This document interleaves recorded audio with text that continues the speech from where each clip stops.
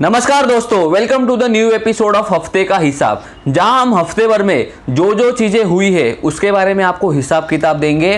तो आपका ज़्यादा समय नहीं लेंगे और वीडियो को शुरू करेंगे।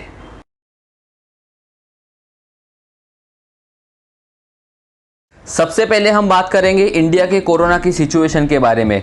इंडिया में अभी कोरोना की सिचुएशन धीरे धीरे कंट्रोल में आ गई थी। केसेस 50,000 तक भी पहुंच गए थे। तब ये कोरोना भाई साहब को हमारी खुशी देखी नहीं गई और कोरोना म्यूटेंट हो गया। और जैसे सेकेंड वेव में डेल्टा वेरिएंट आया था, वैसे ही अभी थर्ड वेव में डेल्टा प्लस वेरिएंट आ सकता है और एक्चुअली आ भी गया है। और ऑल ओवर वर्ल्ड में इंडिया में सबसे पहले डेल्टा प्लस वेरिएंट डिटेक्ट किया गया है। Till now, India has detected 48 cases of Delta Plus variant and most of the cases are from Maharashtra, Madhya Pradesh and Kerala plus Tamil Nadu, Punjab, Gujarat, Andhra Pradesh, Odisha, Karnataka, Rajasthan, Jammu, वहाँ पर भी केसेस डिटेक्ट किए गए हैं। अभी जो कोवैक्सीन एंड कोविशील्ड वैक्सीन है, ये दोनों भी वायरस के अगेंस्ट काम करती है।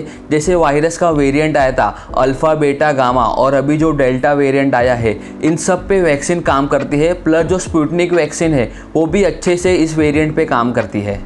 अभी इस सिचुएशन में महाराष्ट्र गवर्नमेंट ने ऐसा डिसाइड किया है कि वो रिस्ट्रिक्शन कम नहीं करेंगे, क्योंकि इंडिया में सबसे पहले महाराष्ट्र के रत्नागिरी और जलगांव डिस्ट्रिक्ट में ये डेल्टा प्लस वेरिएंट पाया गया है। मतलब अभी जैसे जो रिस्ट्रिक्शन रहेंगे वैसे ही रहेंगे। जैसे जो एसेंशियल वर्कर है वो ही खाली ट्रेन में ट्रैवल कर पाएंगे। जो शॉप्स होंगे वो 4 बजे तक खुले रहेंगे। जो होटल होंगे वो भी 4 बजे तक ही खुले रहेंगे। उसके बाद पार्सल सिस्टम चालू हो जाएगी। और जब तक महाराष्ट्र गवर्नमेंट को लगता नहीं कि हम थर्ड वेव से बच गए हैं, तब तक ये रिस्ट्रिक्शन रह सकते हैं। बाकी अप्रैल मई में इंडिया की क्या कोरोना की सिचुएशन थी वो मुझे आपको बताने की ज़रूरत नहीं है। वो पूरे देश ने देखा, और पूरे देश ने नहीं तो पूरे दुनिया ने देखा कि इंडिया की क्या सिचुएशन थी।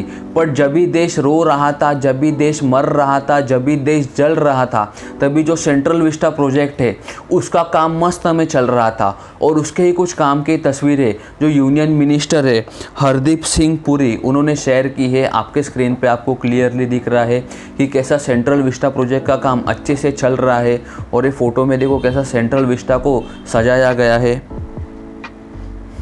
मतलब जब पूरा देश जल रहा था तभी पार्लियामेंट सज रहा था मोदी जी के सरकार में। आगे बढ़ते हैं। सिक्योरिटी गार्ड ने एक रेलवे एम्प्लॉय को गोली मार दी। क्यों? क्योंकि उसने मास्क नहीं पहना था। हाँ, आपने सही सुना, उसने मास्क नहीं पहना, उसके लिए उसको गोली मार दी। तो क्या हुआ था, जो रेलवे एम्प्लॉय था वो बैंक के अंदर गया और वहाँ पे उसने मास्क नहीं पहना था। तो उस बात को लेके सिक्योरिटी गार्ड और उस रेलवे एम्प्लॉय के बीच में आर्ग्यूमेंट हुआ। तो गुस्से में आकर जो सिक्योरिटी गार्ड है उसने वो रेलवे एम्प्लॉय के पैर पे गोली मार दी। मतलब मास्क नहीं पहना, इसके लिए खत्म, bye bye, tata, goodbye, गया। Maharashtra government has approve transferring ownership of Mumbai airport to Adani, जो अभी नवी मुंबई में बन रहा है। एयरपोर्ट का फर्स्ट फेज 2023 और 2024 तक रेडी हो जाएगा। उसके पहले जो एयरपोर्ट का 50.5% स्टेक था वो जेवी के एयरपोर्ट्स के पास था, जो अभी अडानी ने खरीद लिया है। और उसके लिए सेंट्रल गवर्नमेंट ने भी परमिशन दे दिया है, सेबी ने भी परमिशन दे दिया है। और इस पूरे प्रोसेस में जितने भी डिपार्टमेंट आते हैं उन सब ने अडानी को परमिशन दे दिया है। जेफ बेजोस स्पेस जा रहे हैं 20 जुलाई को। अभी सर के पास इतना पैसा है कि वो स्पेस क्या पूरा मून खरीद सकते हैं। पर ठीक है, अभी वो स्पेस जा रहे हैं। और ये जब उन्होंने ऑफिशियली अनाउंस किया तभी लोगों ने ऑनलाइन पिटीशन साइन किया कि सर आप जा रहे हो तो जाओ, पर वापस मत लाओ। और सीरियसली ये जब मैं सुना तो माई रिएक्शन वॉज लाइक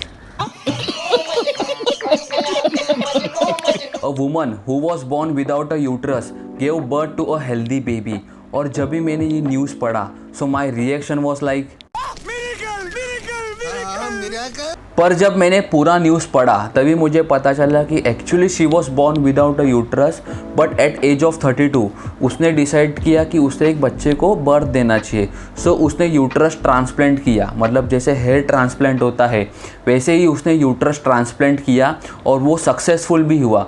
और उसके बाद फिर उसने एक बेबी को बर्थ दिया सक्सेसफुली। सो सेंट्रल गवर्नमेंट ने महाविकास आघाड़ी की ईडी और सीडी दोनों लगा दिए, क्योंकि जो महाविकास आघाड़ी के फॉर्मर होम मिनिस्टर है अनिल देशमुख, उनके घर पे 25 जून को ईडी की रेड गिरी ईडी का कहना है कि उन पे मनी लॉन्ड्रिंग का केस है क्योंकि उन्होंने 3 महीने मुंबई के जो 10 बार है उनके पास से पैसे लिए, इसके लिए उन पे मनी लॉन्ड्रिंग का केस लग गया है। प्लस जो अनिल देशमुख के पीए है कुंदन शिंदे और उनके जो पर्सनल सेक्रेटरी है संजीव पलांडे, उनको भी अभी ईडी ने हिरासत में ले लिया है। पीएम मोदी ने 24 जून को जम्मू एंड कश्मीर के जो बड़े बड़े लीडर्स है उनके साथ मीटिंग की और उनको प्रॉमिस किया है कि राइट टाइम पे जम्मू एंड कश्मीर को फुल स्टेटहुड दिया जाएगा। तो अभी मोदी जी ने प्रॉमिस किया है, तो हम सबको मालूम है कि मिलेगा कि नहीं मिलेगा। झूठ बोलो, बार बार झूठ बोलो,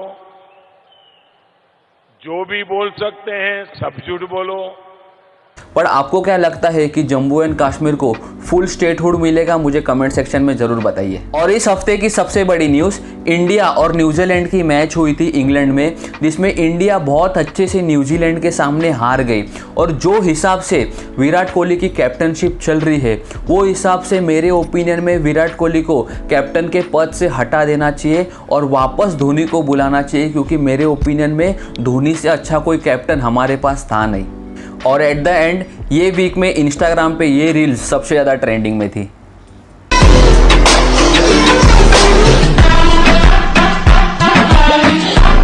thank you guys for watching this video. अगर आपको ये वीडियो अच्छा लगा होगा तो इस वीडियो को ज़रूर अपने दोस्तों के साथ शेयर कीजिए। मेरे चैनल को सब्सक्राइब करना नहीं भूलना और मिलते हैं नेक्स्ट वीडियो में।